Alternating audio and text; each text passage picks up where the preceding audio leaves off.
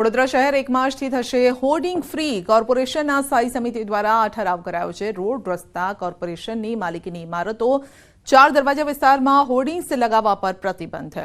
Hoardings લગાવનાર સામે corporation કાર્યવાહી કરશે। જાહેરાત માટે વૈકલ્પિક વ્યવસ્થા કરવામાં આવશે। શહેરમાં કિયોસ્ક લગાવાશે। આ સાથે ટેમ્પરરી લોખંડના સ્ટ્રક્ચર પણ ઊભા કરાશે।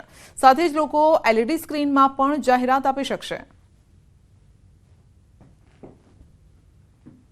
બજેટમાં જે પ્રજાલક્ષી કામો કરવાના હોય, જે પ્રકારની પ્રજાની રજૂઆતો આવતી હોય એના આધારે બજેટ પર ચર્ચા કરતા એક સર્વાનુમતે નિર્ણય લેવામાં આવ્યો કે વડોદરા શહેરને હોર્ડિંગ ફ્રી બનાવવું જોઈએ। ખાસ કરી અને વડોદરા શહેરના વોટર બોડી, ઐતિહાસિક ઇમારતોને ઢાંકી દેવામાં આવે।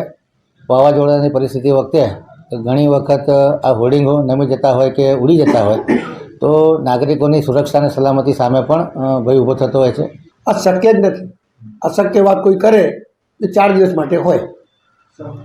15 દિવસમાં વડોદરા શહેરમાં ગાય નહીં દેખાય, થઈ ગયું। લોકો ફૂટપાથ ઉપર ચાલે છે। સ્પષ્ટ ગાઈડલાઈન છે, આજની નહીં, વર્ષોથી સુપ્રીમ કોર્ટની ગાઈડલાઈન છે। વાર્તાઓ બહુ મોટી મોટી થઈ શકે છે, પણ પ્રેક્ટિકલમાં જ્યારે આવીએ આપણે ત્યારે આ થઈ શકતું નથી। એના માટે નીતિ નિયમ જો બનાવો છો અને મોડાથી જ્યારે તમે કહો છો કે અમે કરીશું તો કરી બતાડો, ત્યારે એવું લાગશે કે કરી બતાડ્યું। વડોદરા શહેર સંસ્કારી નગરી, બેનરોની નગરી બની ગઈ। જ્યાં ત્યાં સર્કલો પર, ઐતિહાસિક ઇમારતો પર પુષ્કળ પ્રમાણમાં બેનરો લાગી રહ્યા છે। સ્થાયી સમિતિએ હાલમાં નિર્ણય લીધો છે કે 1 માર્ચથી કોઈપણ જગ્યાએ બેનરો લાગી નહીં શકે। આવો હાઈકોર્ટનો પણ હુકમ હતો, છતાં બેનરો લાગી રહ્યા છે। વડોદરા મહાનગરપાલિકા દ્વારા 1 માર્ચથી વડોદરા શહેરને હોર્ડિંગ ફ્રી સિટી બનાવવા માટેનો નિર્ણય જે છે તે કરવામાં આવ્યો છે। ત્યારે દ્રશ્યો તમે જોઈ રહ્યા છો કે વડોદરા શહેરનો આ કાલા ઘોડાના દ્રશ્યો છે। કાલા ઘોડામાં તમે આડેધડ જે છે હોર્ડિંગ જોઈ શકો છો।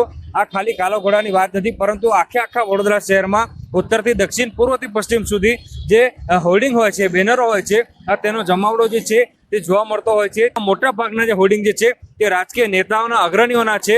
એટલે ચોક્કસથી આજે નેતાઓ જે છે તેમને પોતાના માર્કેટિંગમાં મુશ્કેલી થાય તો નવાઈ નહીં। અને બીજી વાત કરીએ તો હાઈકોર્ટે પણ ટકોર કરેલી છે કે આ શહેરોમાં આડેધડ જે હોર્ડિંગ અને બેનરો જે છે તે ન લગાવવા જોઈએ। હોર્ડિંગ ફ્રી સિટી બનાવવાનો ભૂત જે ધૂન્યું છે, ત્યારે આ ભૂત ધૂન્યા બાદ કોને ફાયદો થશે અને કોને નુકસાન થશે એ જોવું રહ્યું। હાર્દિક દીક્ષિત, ન્યૂઝ 18 ગુજરાતી, વડોદરા।